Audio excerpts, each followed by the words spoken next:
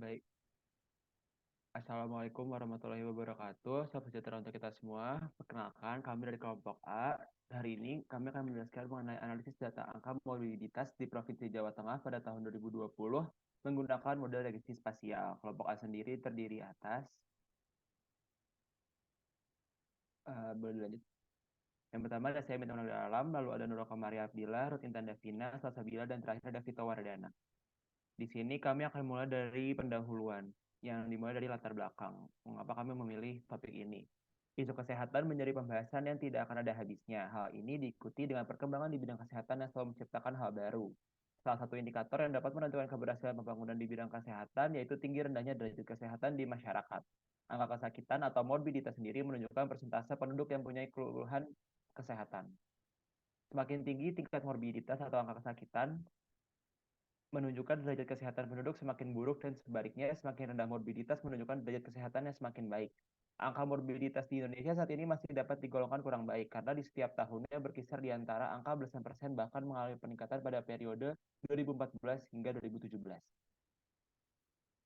Pada tahun 2014, angka morbiditas sebesar 14,01% dan meningkat sampai tahun 2017 sebesar 14,31% berdasarkan data dari BPS. Angka tersebut menunjukkan bahwa persentase penduduk Indonesia yang mengalami keluhan kesehatan terus meningkat selama periode 2014 hingga 2017. Pulau Jawa yang merupakan salah satu wilayah yang kualitas kesehatannya baik dengan derajat kesehatan yang paling baik dibandingkan daerah-daerah lainnya. Berdasarkan data dari BPS, NTB menempati posisi tertinggi untuk angka morbiditas di tahun 2020 dengan angka 21,09%. Namun, di balik kesehatan Pulau Jawa yang cukup tinggi, pada tahun 2020 Provinsi Jawa Tengah menempati posisi ketiga tertinggi pada angka morbiditas di angka 16,86%. Apabila dilihat menggunakan peta tematik, angka morbiditas di Jawa Tengah terlihat adanya pengelompokan untuk kabupaten kota yang berdekatan. Efek spasial menunjukkan adanya pengelompokan karakteristik pada wilayah bersinggungan atau berdekatan. Berdasarkan hasil ini akan dilakukan penelitian mengenai faktor-faktor apa saja yang mempengaruhi tingkat morbiditas pada Provinsi Jawa Tengah. Dengan mengetahui faktor yang berpengaruh, angka kesakitan di daerah tersebut dapat lebih terkontrol. Lalu, berdasarkan latar belakang tadi, kami mengambil beberapa rumusan masalah. Yang pertama, bagaimana gambaran umum dan pola sebaran angka morbiditas di Jawa Tengah pada tahun 2020. Yang kedua, bagaimanakah perbandingan model spasial dalam menganalisa data angka morbiditas dengan faktor-faktor yang mempengaruhinya di Jawa Tengah pada tahun 2020. Yang ketiga, apa modal terbaik untuk memodelkan angka morbiditas di Jawa Tengah pada tahun 2020? Dan terakhir, apa saja faktor-faktor yang mempengaruhi dan hubungannya dengan angka morbiditas di Jawa Tengah pada tahun 2020 berdasarkan model regresi spasial. Tujuan penelitian ini diharapkan kami dapat mengetahui gambaran umum dan pola sebaran angka morbiditas di Jawa Tengah pada tahun 2020, mengetahui hasil perbandingan model spasial terbaik dalam menganalisis data angka morbiditas dengan faktor-faktor yang mempengaruhinya di Jawa Tengah pada tahun 2020. Yang ketiga, kami berharap kami dapat mengetahui model terbaik dalam membedakan angka morbiditas di Jawa Tengah pada tahun 2020. Dan terakhir, mengetahui faktor apa saja yang mempengaruhi dan bagaimana hubungannya dengan angka morbiditas di Jawa Tengah pada tahun 2020 berdasarkan model regresi spasial. Lalu untuk selanjutnya akan dilanjutkan dengan landasan teori. Next. Pertama ada regresi linear. Regresi linear merupakan sebuah metode pendekatan untuk pemodelan hubungan antara satu variabel independen dengan satu variabel independen.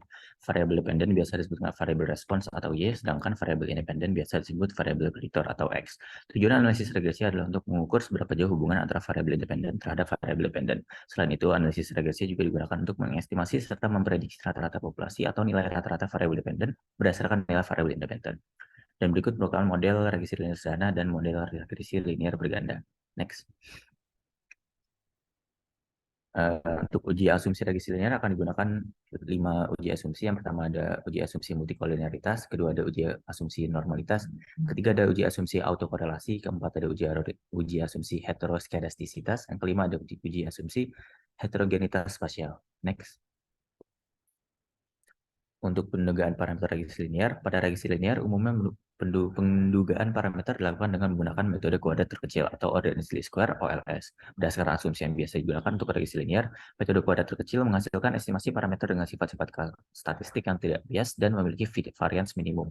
Gauss-Markov mengatakan bahwa metode kuadrat terkecil dapat digunakan untuk mengestimasi parameter regresi dengan cara meminimalkan jumlah kuadrat error dan akan diperoleh nilai koefisien dari parameter regresi. Adapun bentuk umum jumlah kuadrat error dari regresi linear itu adalah sebagai berikut. dengan K adalah banyak variabel bebas, setelah jumlah kuadrat di atas diminimumkan akan diperoleh bersama normal sebagai berikut. Next. Lalu untuk regresi spasial adalah analisis yang mengevaluasi hubungan antara suatu variabel dengan beberapa variabel lain dengan membedakan efek spasial pada beberapa lokasi yang menjadi pusat pengamatan. Pada model regresi spasial terdapat dua efek spasial, yaitu spatial dependence dan spatial heterogeneity. Bentuk umum model regresi spasial adalah sebagai berikut. Next. Oke, untuk model regresi spasial ada dua. Yang pertama ada Spatial Autoregressive Model atau SAR. Jika nilai P bukan sama dengan 0 dan lambda sama dengan 0, maka model regresi spasial akan menjadi model SAR atau disebut juga Spatial Like Model SLM dengan persamaannya sebagai berikut. Untuk menduga parameternya dalam bentuk matriks untuk SARMA dan SAR adalah sebagai berikut juga. Yang kedua ada Spatial Error Model atau SEM. Jika nilai P sama dengan 0 dan lambda bukan sama dengan 0, maka model regresi spasial akan menjadi model Spatial Error Model. Dengan berikut adalah persamaannya. Untuk penduga parameternya sama dengan tadi yang dapat dilihat pada model berikut juga. Next. Yang terakhir ada indeks Moran. Indeks Moran adalah nilai statistik uji yang digunakan untuk melakukan pengujian terhadap nilai autokorelasi spasial. Nilai indeks Moran berada pada selang antara -1 yang menunjukkan autokorelasi negatif sempurna dan 1 yang menunjukkan autokorelasi positif sempurna. Nilai indeks Moran dapat dihitung dengan menggunakan persamaan sebagai berikut. Dan untuk hipotesis yang akan diuji adalah sebagai berikut juga. H0 sama dengan H0 yang berarti I sama dengan 0 atau tidak dapat terautokorelasi antar lokasi, dan H1 sama dengan I bukan sama dengan 0 atau terdapat autokorelasi antar lokasi. Dengan statistik uji untuk indeks Moran adalah sebagai berikut. Next. Selanjutnya kita masuk ke bab 3 yaitu tentang hasil dan pembahasan. Yang pertama, data penelitian yang kita pakai itu menggunakan data sekunder yang bersumber dari Badan Pusat Statistik Jawa Tengah melalui situs datang.bps.go.id. Data yang diliti adalah data angka morbiditas atau kesakitan pada 35 kabupaten atau kota di Provinsi Jawa Tengah pada tahun 2020. Terdapat 5 variabel. Yang pertama, X1 itu jumlah penduduk miskin, X2 itu kepadatan penduduk per kilometer kuadrat, X3 itu persentase rumah tangga yang memiliki akses layanan sanitasi layak, X4 persentase rumah tangga yang memiliki akses layanan sumber air minum layak, dan X5 yaitu jumlah rumah sakit. Statistik deskriptif dilaporkan pada tabel di bawah ini, di mana rata-rata angka kesakitan itu sebesar 16,44 dan penduduk miskin itu memiliki rata-rata 113,741, kepadatan penduduk memiliki rata-rata 2.098,3, sanitasi layak memiliki rata-rata 83,58%, air minum layak memiliki rata-rata 94,88%, dan rumah sakit rata-ratanya sebanyak 8 rumah sakit. Berikut adalah peta sebaran variabel dependen, yaitu angka morbiditas, di mana pada peta terlihat bahwa angka kesakitan tertinggi terjadi di Kabupaten Blora dengan perolehan angka kesakitan sebesar 24. Sedangkan untuk angka kesakitan terendah terjadi di Kabupaten Sukoharjo dengan perolehan angka kesakitan sebesar 9,14. Berikut adalah peta sebaran dari variabel independennya, di mana yang peta hijau merupakan peta variabel penduduk miskin, peta yang berwarna ungu merupakan peta variabel kepadatan penduduk, yang berwarna biru peta persentase rumah tangga yang memiliki sanitasi layak, yang berwarna merah adalah peta untuk jumlah rumah sakit, dan berwarna ungu adalah peta untuk persentase rumah tangga yang memiliki akses air minum layak.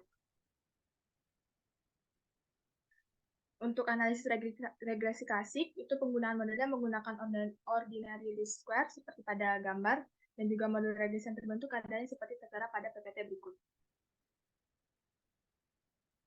Hasil pengujian serentak terhadap model regresi global menghasilkan nilai F 4,969 dan p-value 0,002088, sehingga H0 ditolak karena p-value-nya lebih kecil dari 0,05.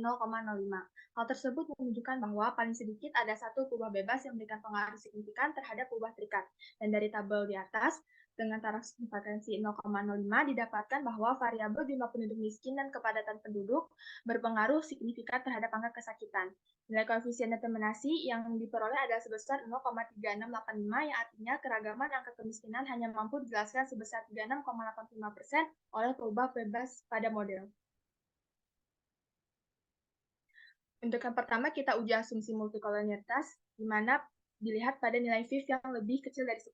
Terlihat bahwa hasil output VIF-nya tidak ada yang lebih dari 10, sehingga dapat disimpulkan bahwa tidak terjadi multikolonialitas antar variabel independen.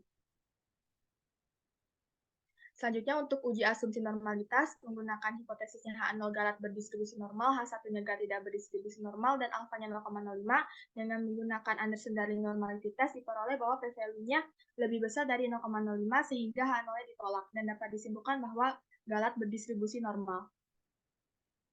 Dan untuk uji asumsi autokorelasi, dengan hipotesis H0 tidak terjadi autokorelasi dan H1 terjadi autokorelasi, dengan Durbin Watson test diperoleh bahwa p-value-nya itu lebih besar dari 0,05. Maka H0 ditolak, sehingga dapat disimpulkan bahwa tidak terjadi autokorelasi. Selanjutnya untuk uji asumsi heteroskedastisitas, dengan H0 tidak terdapat heteroskedastisitas dan H1 terdapat heteroskedastisitas, dengan menggunakan Bruce-Pagan test diperoleh bahwa p-value-nya lebih besar dari 0,05, maka H0 ditolak, sehingga dapat disimpulkan bahwa tidak terdapat heteroskedastisitas. Selanjutnya dilanjutkan dengan uji Moran I. Yang pertama, uji Moran I pada variabel dependent.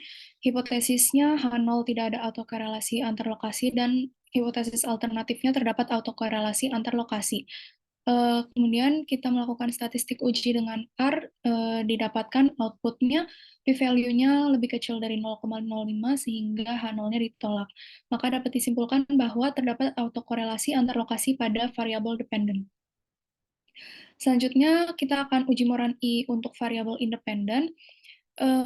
Kita menguji setiap variabel independennya dan didapatkan hasil untuk yang penduduk miskin dan sanitasi layak, H0-nya ditolak sehingga terdapat autokorelasi antar lokasi. Namun untuk yang kepadatan penduduk, air minum layak, dan jumlah rumah sakit, H0-nya tidak ditolak sehingga tidak terdapat autokorelasi antar lokasi.